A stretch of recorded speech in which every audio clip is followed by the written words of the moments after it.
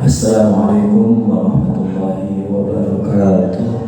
Tema kita yang ketiga dari sunnatullah ini adalah Allah itu suka dengan keadilan dan membalas keadilan tersebut walau kana al-'ali kafir, meskipun keadilan itu datangnya dari orang kafir.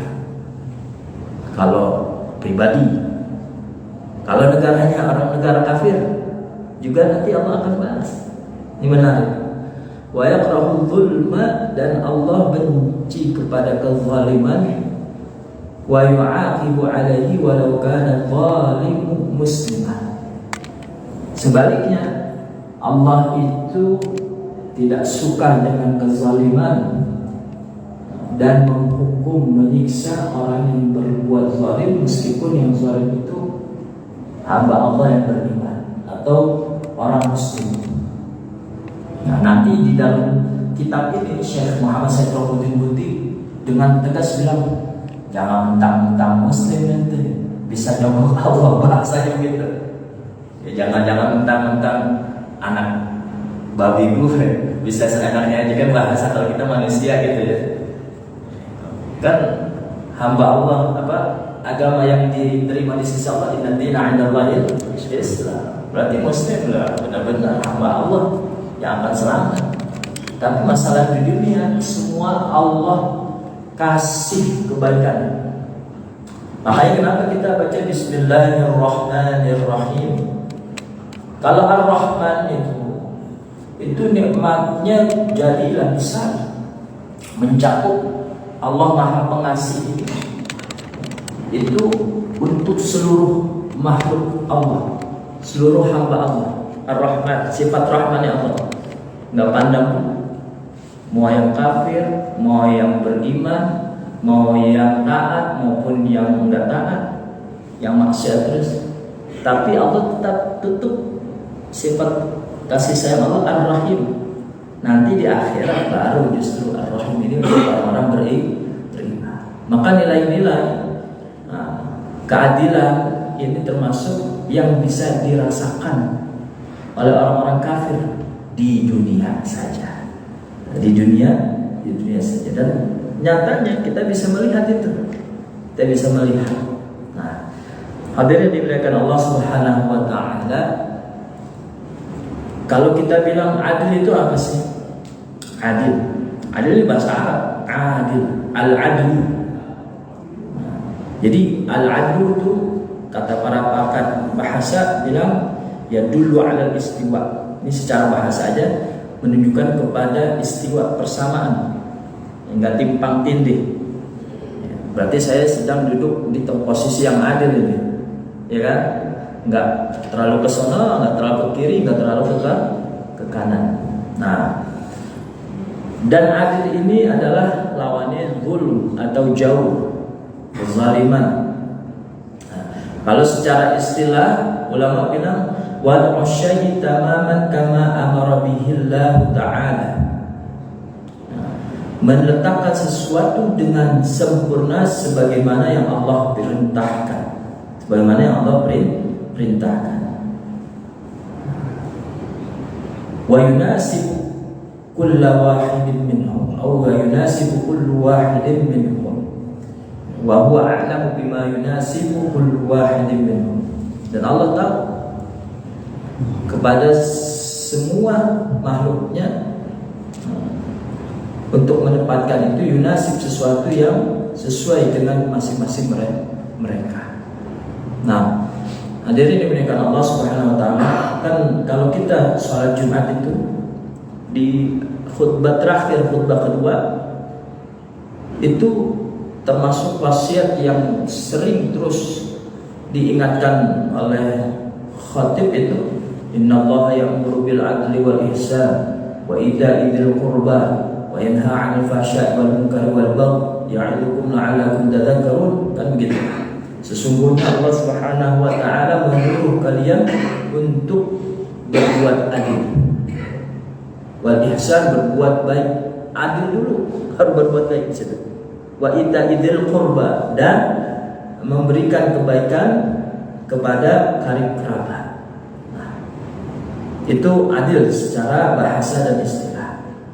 Nah, lalu bagaimana? Nah,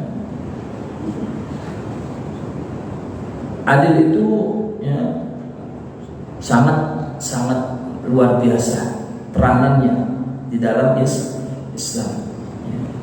Ya, bahkan dalam masalah perintah untuk berbuat adil itu banyak ayat-ayatnya. Allah bilang, berfirman, innallaha ya'murukum an tu'addul amanati ila ahliha. Allah menyuruh kalian untuk menunaikan amanat kepada pemiliknya. Nah, kemudian Allah melanjutkan dengan menyempurnakan ayat tersebut dengan wa idza hakamtum bainan nasi an tahkumu bil adl. Kalau kalian menghukumi seseorang di antara manusia, maka dihukumilah mereka dengan keadilan.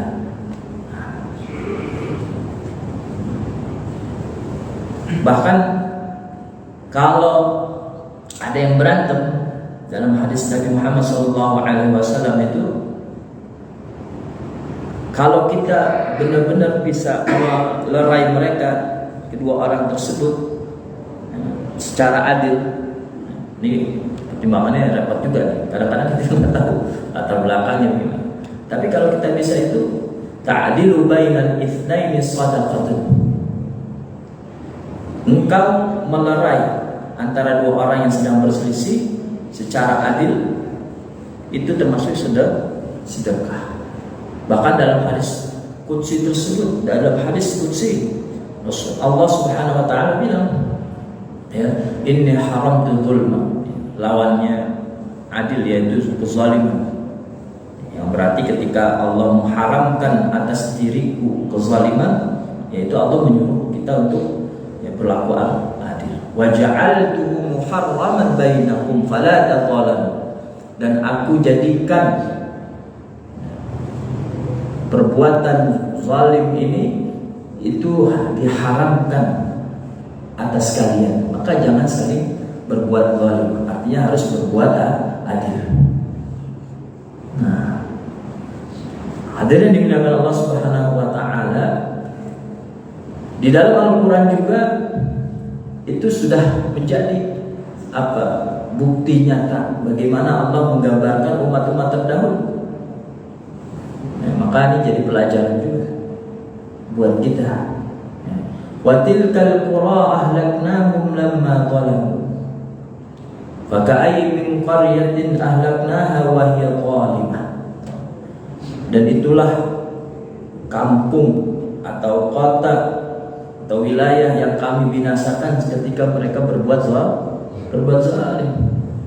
Nah, sekarang orang Suriah katanya lagi senang banget, ya. Pemerintahnya yang berbuat zalim itu berpuluh-puluh tahun dari generasi bapaknya. Nah, itu sebenarnya bukan hanya orang-orang ekstrim doang, maksudnya orang-orang salafi yang ekstremis wahabi takfirin gitu kan, tapi sampai orang-orang ulama-ulama sunnah juga yang ahlul jamaah, bahkan yang di Syria, itu Suriah Syam itu banyak ulama ini, termasuk penulis ini orang Suriah ini. Itu orang-orang yang tarekat ya Syadziliyah ataupun yang lain-lainnya, itu Naqsabandiyah dan lain-lainnya, itu juga merasakan luar biasa. Banyak ulama itu yang akhirnya mereka lari untuk meninggalkan negara Suriah itu, kalau enggak mereka habis. Walaupun ulama, kalau pokoknya kalau ngacak-ngacak pemerintahan pada masa kekuatannya itu habis. Termasuk salah satunya yang saya tahu itu Syekh Hasan Hitto namanya. Akhirnya beliau larinya kemana? Bukan ke negara Arab. Ini ulama besar namanya Syekh Hasan Hitto, punya universitas. Dia bikin universitas. Dia orang kaya, ulama kaya. Jadi dia punya cerita Hasan Hitto itu, kenapa dia tadinya sebenarnya nggak mau jadi ulama, mau jadi ahli nuklir. Tapi satu waktu ya, ada perubahan dalam hidupnya, akhirnya dia menjadi ulama besar. Dia larinya ke Jerman. Justru larinya ke Eropa. Maka ada kaitannya. Kezaliman itu hancur, membinasakan suatu negeri meskipun penduduknya orang Muslim beriman. Nah, sementara akan tetap kekal negara tersebut meskipun dia orang kafir kalau dia mempraktekkan melaksanakan keadilan. Bertahun-tahun Syekh Hasan itu saya baca cerita. Kadang dia datang masih panjang umurnya. Ya, beliau itu sedang menulis sebuah mausu'ah ensiklopedi tentang fikih Islam. Itu yang kata beliau ini paling terbanyak, bisa puluhan jilid, 70 jilid apa. Masih sedang menulis, padahal usianya udah senja juga. Luar biasa. Nah, sekarang ya masih kita bahas tentang keadilan. Ya. Berbagai macam keadilan di dalam Islam itu ya bisa kita lihat bagaimana Islam itu adil walaupun kepada minoritas. Jadi nggak ada alasan sebenarnya kalau orang minoritas takut dengan orang Islam misalnya, non Muslim. Sebab prinsipnya kita harus adil dengan siapapun. Sebab Rasulullah SAW ini hadis Islam. Kata Rasulullah SAW, siapa yang menzalimi orang yang telah berbuat kesepakatan, ya, artinya berbuat kesepakatan itu muahad, yaitu orang-orang non Muslim, ya, mereka kan misalnya ya, tetap menjadi warga negara. Mentang-mentang kita mayoritas, terus kita berbuat zalim kepada orang minoritas, maka kata Rasulullah, fa'ana hajijuhu yawmal qiyamah. Nanti Rasulullah yang bela. Haji itu artinya Rasulullah yang nanti yang berargumen. Lawan debatnya itu Rasulullah SAW. Gimana tuh kalau Rasulullah udah turun tangan? Ya, nanti di hari kiamat membela meskipun orang itu non Muslim. Banyak tuh. Bahkan kalau saya baca tafsir juga, ya, Rasulullah hampir saja ya, membela orang-orang Islam, padahal dia sendiri yang salah. Ya, cuman karena ada wahyu dari Allah Subhanahu Wa Taala, akhirnya yang dimenangkan dalam sebuah perkara itu orang Yahudi. Orang Yahudi tetap dimenangkan di dalam Al-Quran. Itu ada itu sebab nuzulnya. Kemudian juga keadilan itu di dalam keluarga kita juga, ya, adil pada istri-istri kita, ya, apalagi yang punya lebih daripada satu. Kalau lebih daripada satu, poligami. Kalau misalnya nggak adil, fa in khiftum alla ta'dilu fawahidatan. Kalau mau banyak, ya harus adil. Jangan mau banyaknya doang. Fa in khiftum alla ta'dilu, kalau kamu nggak sanggup mempraktekkan adil tuh, fawahidatan, satu aja. Kalau nggak adil nih resikonya luar biasa. Man kanat lahu imra'atani, kata Rasulullah, yang punya dua istri terus dia nggak adil karena condong kepada yang muda aja misalnya, famala ila ihdahuma, nanti ya, sekarang senang-senang ya, jaa yaumal qiyamah wa shiqquhu ma'il, nanti hari kiamat dendet dia punya bagian badan ya jadi miring tuh, ketahuan dah ya ini orang kalau udah kumpul paling heboh, paling gaya, gua doang yang paling berani nikah lebih dari satu. Tahunya jadi nggak adil, ketahuan juga akhirnya, walaupun ditutup-tutupin. Nah, bahkan kepada seseorang yang kita benar ada kebencian kepada dia, permusuhan. Tadi saya bilang ada seorang Yahudi itu dimenangkan kasusnya oleh Rasulullah meskipun dia benar-benar tidak beriman kepada Allah Subhanahu wa Ta'ala. Wala yajrimannakum syana'anu qaumin 'ala alla adil. Jangan sebab kebencian kita kepada suatu orang atau kaum itu membuat kita tidak adil. Nih. Kemudian kalau adil juga, tuh bagaimana Rasulullah SAW juga menyuruh adil di antara anak-anak kita, adil dengan anak-anak kita. Tapi adil juga bukan pengertiannya itu porsinya sama, bukan, sesuai dengan kebutuhannya. Nah, ada yang dimuliakan Allah Subhanahu wa Ta'ala. Kalau kita lihat perjalanan suatu negara itu, indeks keadilan yang paling tinggi ada di mana?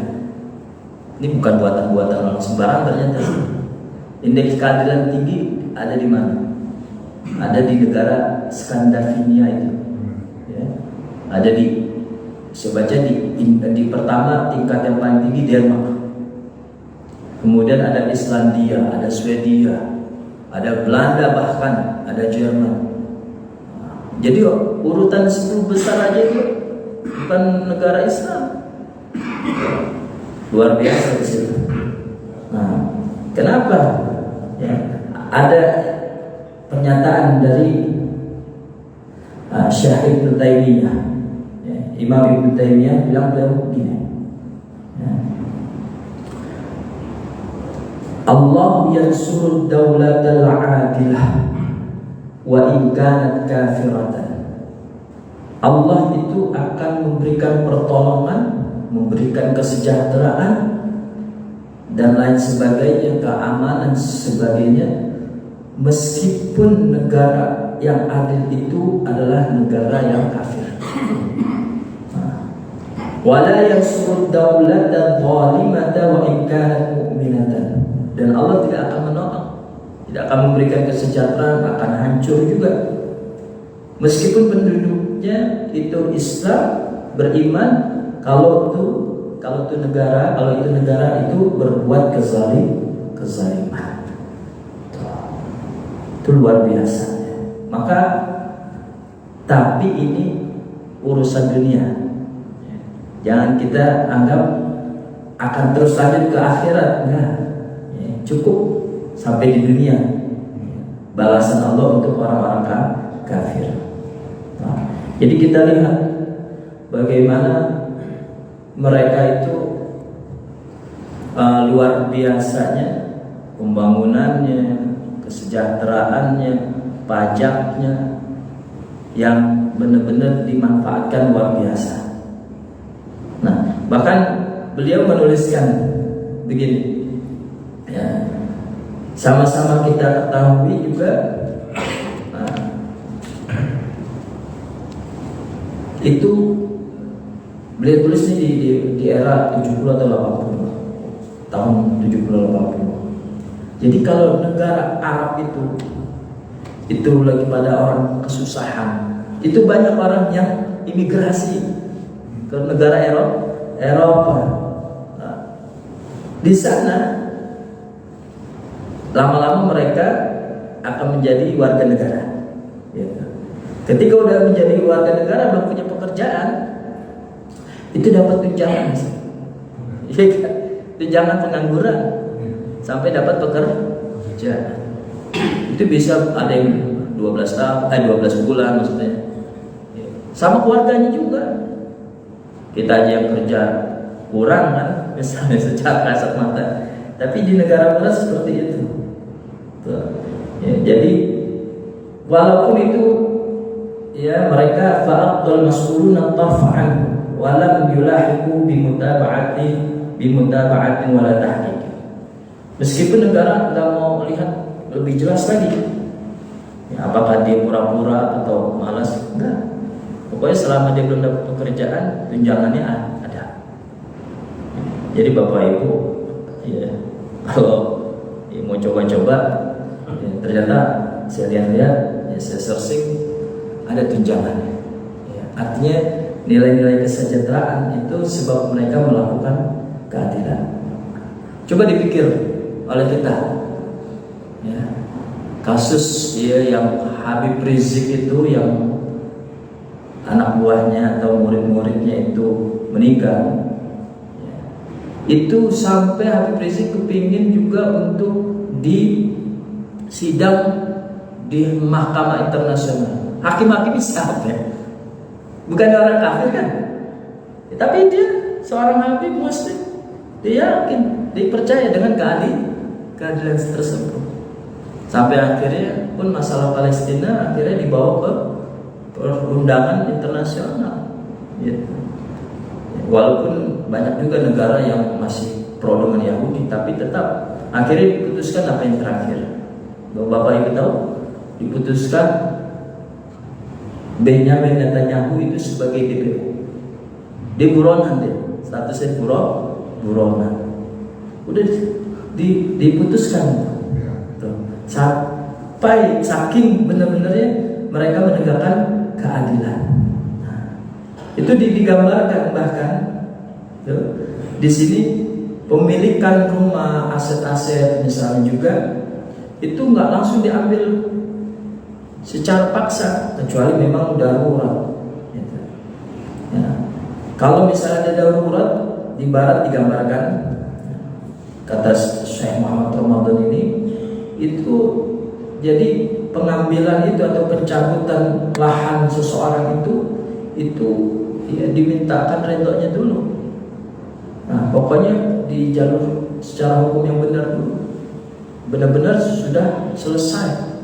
Ya. Ini kadang-kadang kan kita pembayarannya belum lunas, orang masih ngeluh. Gitu. Ya walaupun itu sebenarnya itu fasilitas umum. Tapi tetap pemilikan pribadi masih sangat dianggap. Belum yang lain-lainnya. Lalu bagaimana Ustaz? Itu ya. Kok mereka kan kafir? Ya. Kekafirannya itu memang ya, karena kekafiran untuk pribadi mereka. Tapi kalau keadilan ya, itu untuk manusia.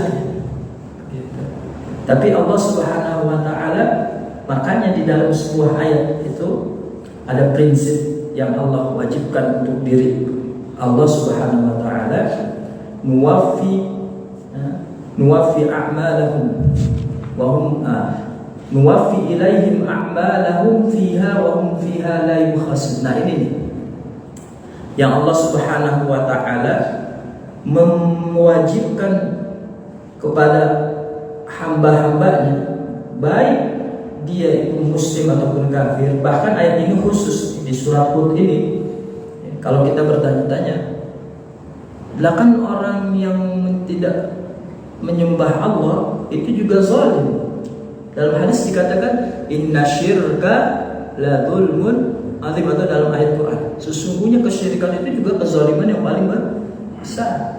Tapi kezaliman itu bukan hanya satu macam, banyak. Gitu. Nah, maka di dalam ayat surat Hud itu Allah nyatakan, man kana yuridul hayatad dunya wa zinataha nuwaffi ilaihim a'malahum fiha wa hum la yubkhasun wa hum fiha la yubkhasun. Barang siapa, kata Allah Subhanahu wa taala, ini prinsip yang Allah wajibkan kepada Allah Subhanahu wa taala. Ya. Nah, barang siapa menghendaki kehidupan dunia dan perhiasannya, pasti kami berikan balasan penuh atas pekerjaan mereka di dunia dengan sempurna, dan mereka tidak akan dirugikan. Wa hum fiha la yubkhasun. Menariknya di dalam tafsir tersebut, man kana yuridul hayatad dunya, man kana yuridu bi amalihi al hayatad dunya, siapa yang menginginkan dengan pekerjaannya itu, ini kan keadilan termasuk praktek pekerjaan semata-mata untuk hanya kehidupan dunia. Ini mereka enggak, ya, belum tentu mereka percaya dengan adanya Tuhan. Mereka melakukan keadilan itu semata-mata untuk benar-benar keberadaan negara itu yang aman, stabil, sejahtera. Nggak ada niat itu karena Allah. Wazinataha, dan perhiasan supaya ditetapkan pajak sekian, kemudian nanti ya semua masyarakat menikmati. Nazalat fi kulli man amila amalan. Ayat ini turun itu man amila amalan kepada orang yang melakukan pekerjaan yuridu bihi ghairallah, kepada orang yang ingin melakukan suatu perbuatan yang bukan karena Allah Subhanahu wa taala. Mereka nggak mengenal Tuhan, ataupun kalau mengenal Tuhan bukan Tuhan Allah Subhanahu wa taala.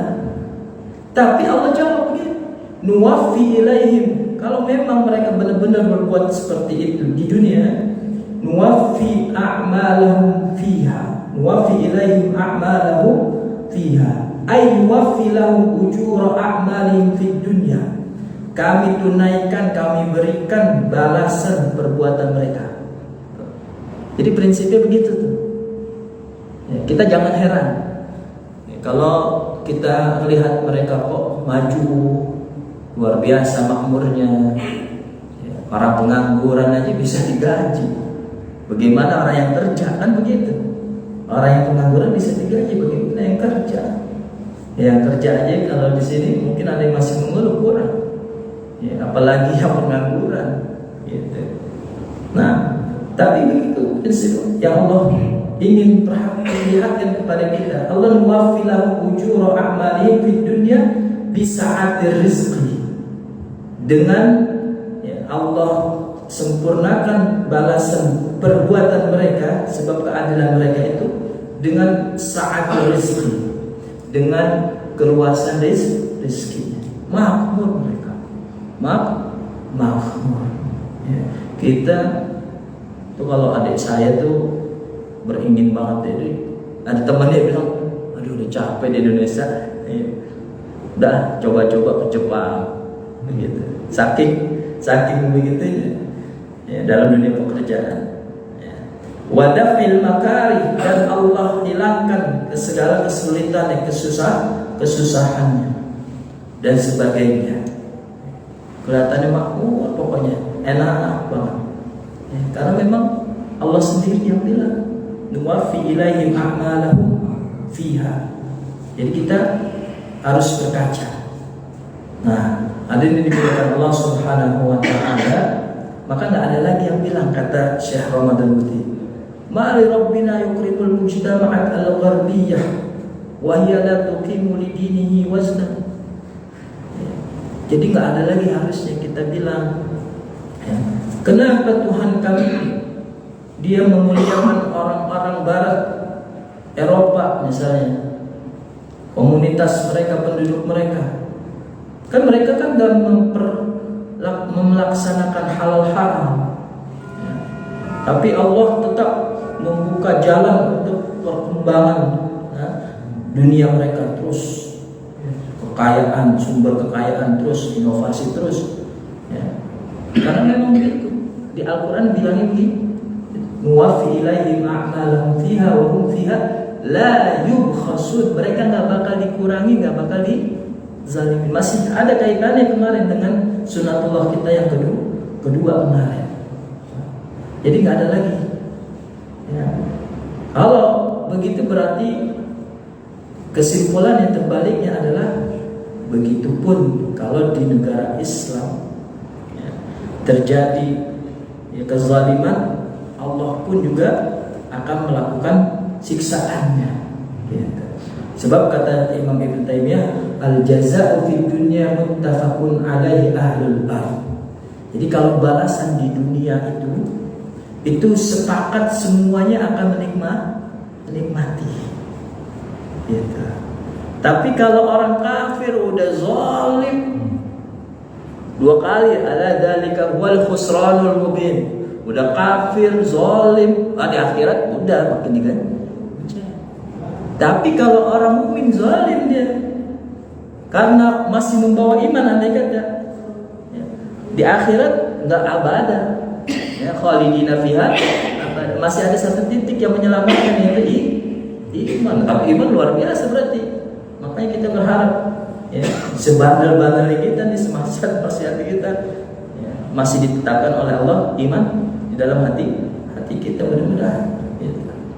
Itu makanya.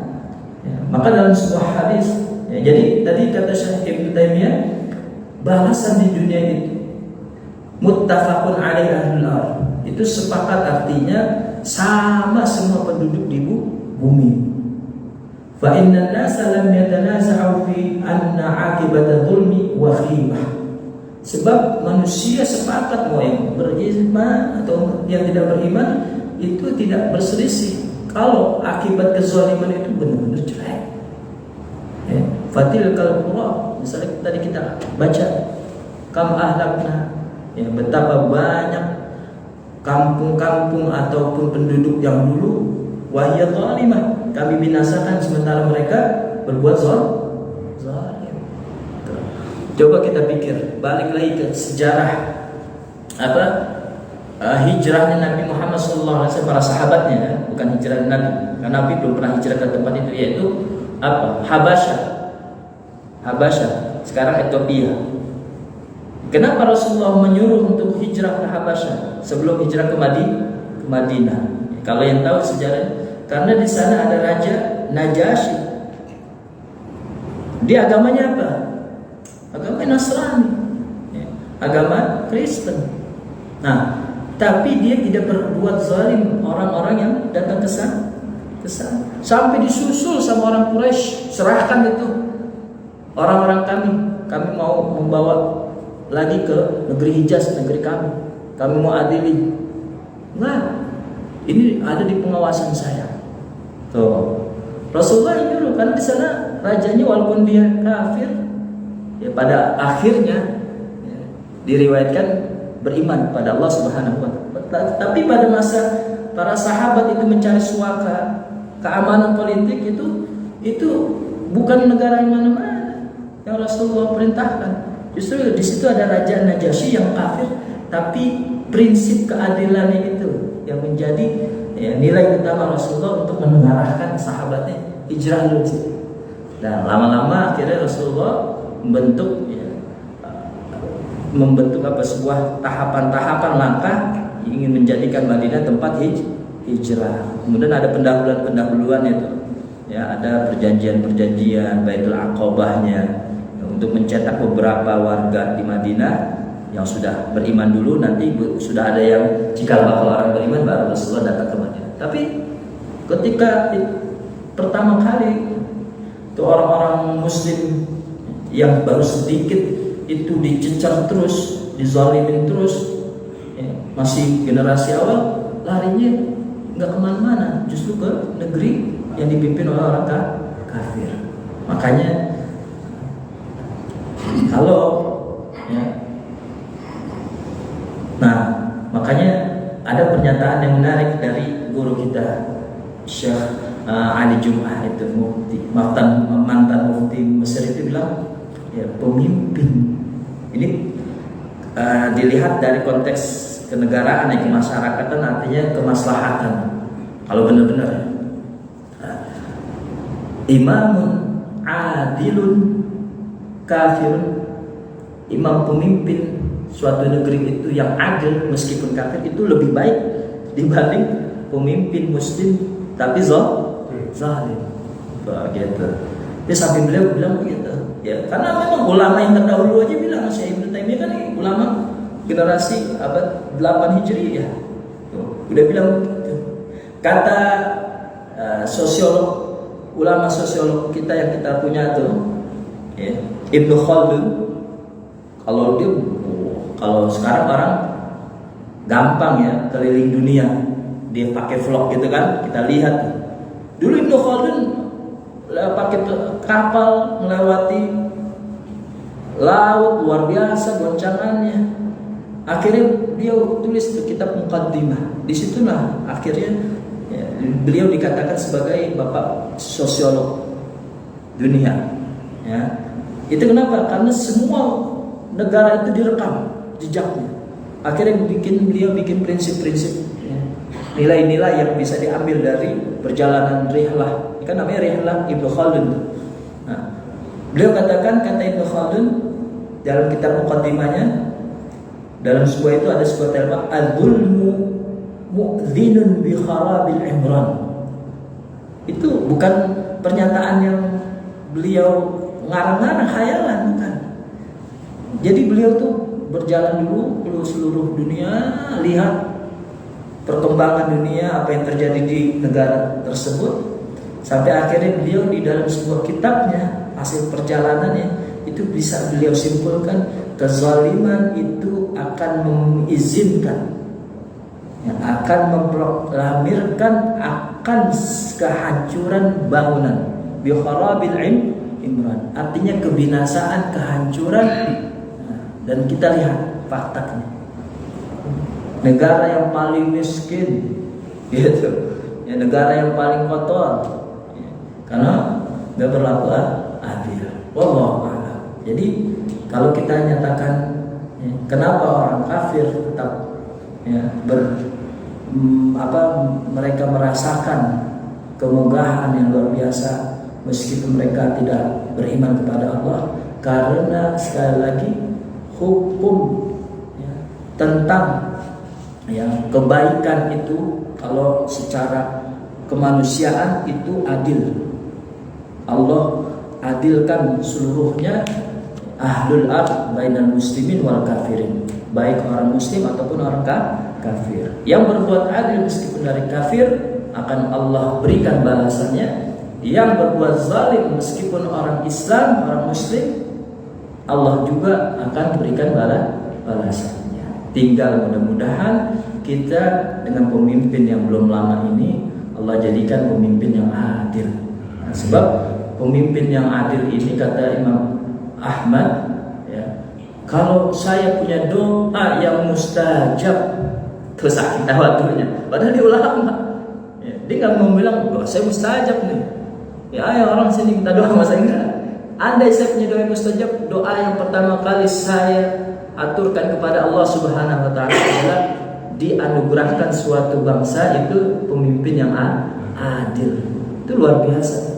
Sebab kalau keadilan itu sudah merata, dengan sebab adanya pemimpin itu akan merata semuanya juga akan, ya, agama bisa, ya, hidup berdampingan, ya, nggak ada lagi, ya, yang merasakan kesulitan dalam kehidupan ini. Allahu a'lam bishawab. Mungkin ini saja yang bisa saya sampaikan dalam pembahasan, ya, tentang sunnatullah fi ibadihi. Kalau ada yang bertanya, silahkan.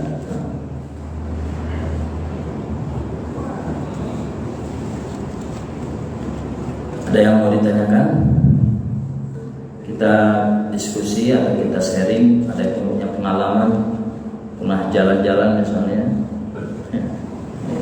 Pak Riman nih biasanya. Jadi itu luar biasa.